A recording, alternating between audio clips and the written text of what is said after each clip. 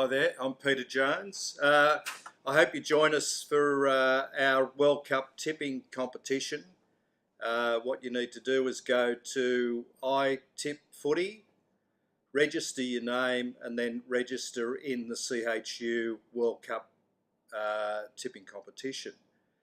One of the things I want to talk about as regards the World Cup is just some of the nicknames. And when you look at the Aussies, they're called the Socceroos, but there's some fairly interesting names from some of the other teams. You've got Croatia, who are called the Fiery Boys.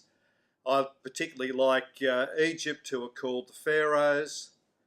And then we've got France, who are Les Bleus, which is the Blues.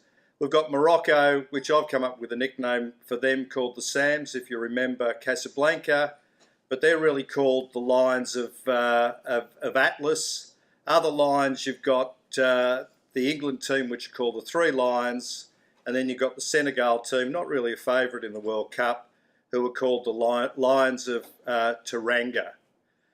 Some other nicknames we've got are the nicknames in the tipping competition so far. We've got someone called Sir Osis of the Liver, Ye Old Buzzard, somebody who's calling themselves Tin, and then last but not least, someone who's calling themselves the Jamaican. And talking of the Jamaican, let's transfer over to James Macon, who's talking about how he's approaching the tipping competition.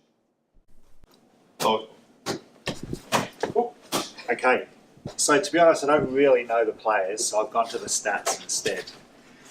Now, if you look at the TAB, according to them, Brazil and Germany are the favourites, and then you've got to step back to Spain and France. If you go to the official world rankings, you've got Germany well out in the lead, followed by Brazil and then Belgium. Belgium's national dish is mussels and fries. I'm not really sure about that, so we're going to count Belgium out. If you look at who's won the most World Cups, so Brazil have won the most, followed by Germany, but they've been cut in half through most of that time since 1930, and then Italy. Germany has made the final the most times, followed by Brazil and Italy. The home nation has won the World Cup 6 times. So that brings Russia into the fold, but they've got question marks over drug abuse, so that's going to be a bit distracting, so we're going to count Russia out as well. But if you look at who's won when it's in Europe, Italy have won the most, then Germany, Brazil tend to win when it's elsewhere. Italy, though, they didn't make it, so they're out as well. So this is what I'm going to do, and I recommend you follow, is I'm going to mortgage my house, turn it into shed loads of cash. I'm then going to find a bookie that looks reasonably trustworthy. So for example, one that looks like this, perhaps, that's good. Or maybe even one that looks like this, that's fine too. But if they look like this, or like this, it's probably not going to end very well.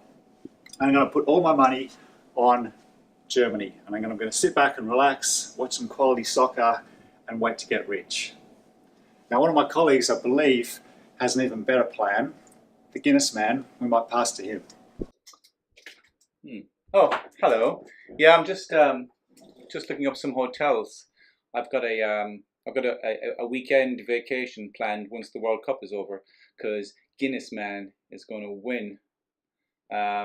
Yeah, so if you haven't signed up to the national underwriting team tipping competition for the World Cup, I suggest you do so.